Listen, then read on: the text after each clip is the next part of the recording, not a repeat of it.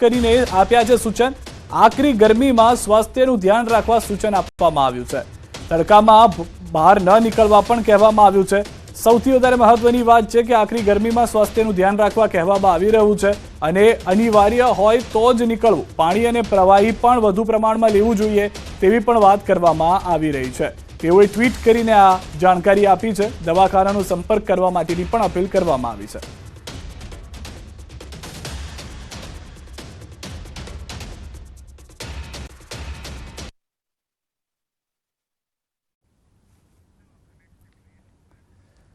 તો રાજકોટમાં તંત્ર મહાનગરપાલિકાના નિયમોનું ઉલ્લંઘન દેખાયું। ભર તડકામાં શ્રમિકો કન્સ્ટ્રક્શન સાઇટ પર પાણી છાંટતા દેખાયા। રાજકોટ શહેરની સિવિલ હોસ્પિટલમાં જ શ્રમિકો કામ કરતા નજરે પડ્યા। 1 વાગ્યા બાદ શ્રમિકો દ્વારા કામ કરવામાં આવતું હોવાનું આવ્યું છે જોવામાં। શ્રમિકે પણ સ્વીકાર્યું છે કે તેમના કોન્ટ્રાક્ટર દ્વારા પાણી છાંટવાનું કહેવામાં આવ્યું।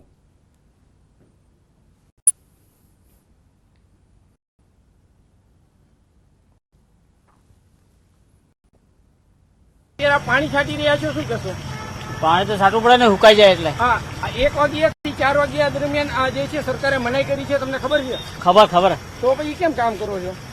ના એ તો પાણી છાંટવા હુકાઈ ગયું ને એટલે પાણી છાંટવા ચાલુ કર્યું હતું પાણી। આમ સરકારે 1 થી 4 વાગ્યા દરમિયાન કામ ન કરવાનું જણાવ્યું, તમને ખ્યાલ છે? ના આ જણાયું ચોક્કસથી શું કશો? તો પછી શા માટે આટલા તડકાનું કામ કરો છો? આ હુકાઈ જાય ને એના હિસાબથી પાણી છાંટવા માટે અમે ઉભા રહ્યા। આ તમારા કોન્ટ્રાક્ટરે કીધું છે અત્યારે પાણી છાંટવાનું? હા હાલ રોકાઈશું એક વિરામ માટે। આપ જોડાયેલા રહો ગુજરાતની number 1 news channel news 18 Gujarati સાથે।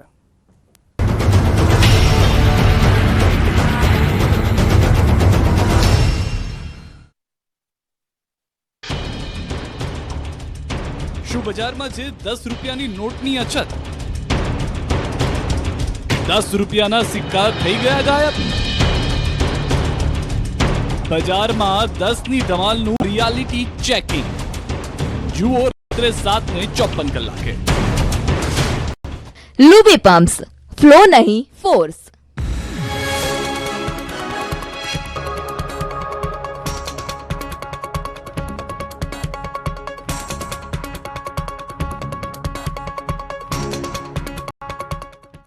लुबी पंप्स, फ्लो नहीं फोर्स। अगले 2 दिन हीट वेव के चांसेस हैं। साथ ही साथ अगर हम बात करें पिछले 24 घंटों में कैसा रहा है हीट वेव का स्टेटस पूरे गुजरात में और अधिकतम तापमान कहां तक गया है, उसमें अगर हम बात करते हैं अहमदाबाद की, उसमें 45.2 डिग्री सेल्सियस तापमान कल दर्ज किया गया।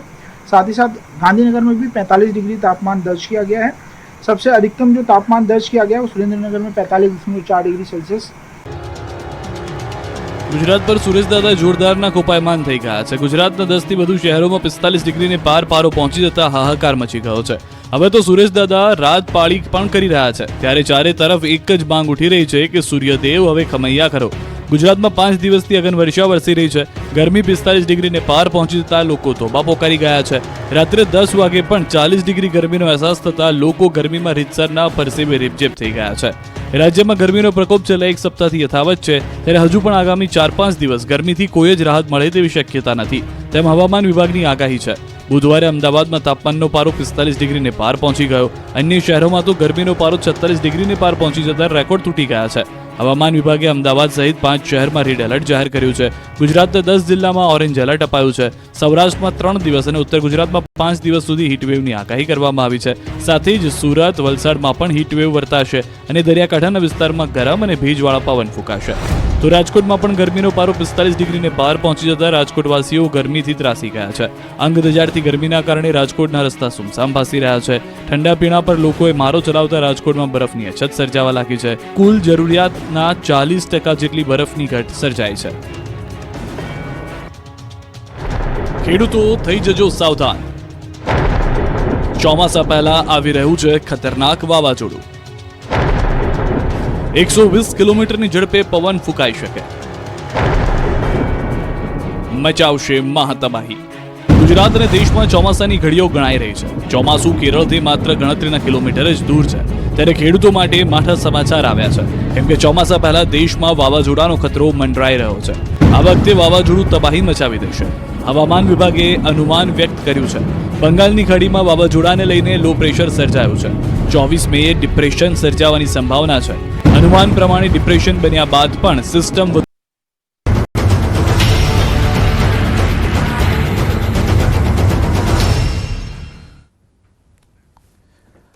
વિરમબાદ આપનું સ્વાગત છે. આણંદથી સમાચાર. સોજિત્રામાં રોગચાળો વકર્યો છે. પાણીને રોગચાળો વકરતા અનેક લોકો બીમાર થયા છે. ઝાડા ઉલટીના કેસમાં વધારો નોંધાયો છે. 60 જેટલા દર્દીઓ આવ્યા ઝપેટમાં. હાલ 8 લોકો હોસ્પિટલમાં સારવાર. વિભાગની ટીમ એક્શનમાં. પ્લેટ અને ORS નું કરાયું વિતરણ.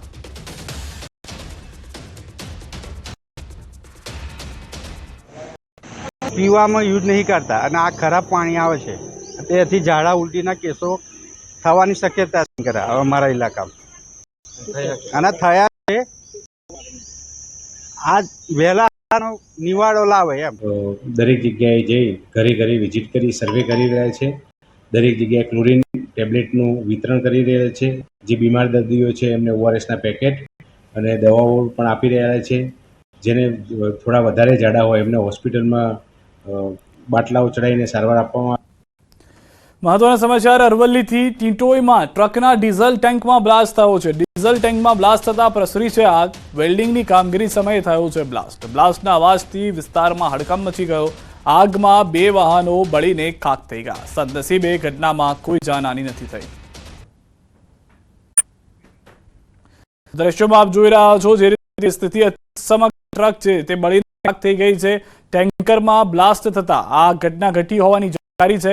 વેલ્ડિંગની કામગીરી સમયે આ બ્લાસ્ટ થયો હતો. બ્લાસ્ટના અવાજથી જાણે આસપાસના વિસ્તારમાં હડકંપ મચી ગયો હતો. 2 વાહનો આગમાં બળીને ખાખ થઈ ગયા છે. સદનસીબે કોઈ જાનહાનીના સમાચાર નથી, પરંતુ જે બ્લાસ્ટ ટ્રકમાં થયો હતો તે શંકાસ્પદ બ્લાસ્ટ હોય. તમામ લોકો આસપાસથી દોડી આવ્યા હતા અને ત્યારબાદ પરિસ્થિતિને જોઈ અને શ્વાસ લીધો હતો. તેઓને થયું કે અન્ય બ્લાસ્ટ હોઈ શકે છે, કારણ કે દૂર દૂર સુધી ધુમાડાના ગોટેટા જોવા મળ્યા હતા.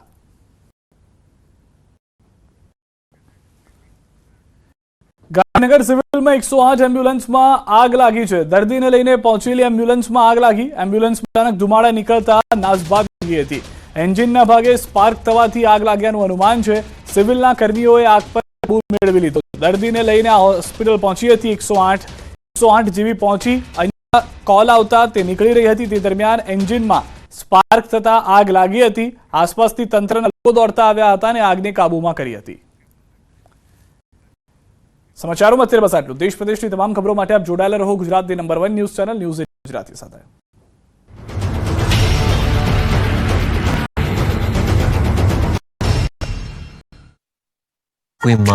આ બાજુ હવામાન નિષ્ણાંત અંબાલાલ પટેલે પણ વાવાઝોડાને લઈને ખતરનાક આગાહી કરી છે. અંબાલાલ પટેલના મતે 24મીએ ડિપ્રેશન સર્જાવાની સંભાવના. બંગાળ ઉપસાગરનું વાવાઝોડું ભારે હશે. 26મી સુધી તબાહી મચાવે તેવું વાવાઝોડું હશે. દક્ષિણ પૂર્વીય તટો પર તબાહી મચાવી શકે. તટો પર 120 કિલોમીટરની ઝડપે પવન ફૂંકાઈ શકે. આ સ્થિતિને કારણે ચોમાસાને ફાયદો થશે. ભેજ મર્જ થશે તો પ્રી મોન્સૂન એક્ટિવિટી થશે.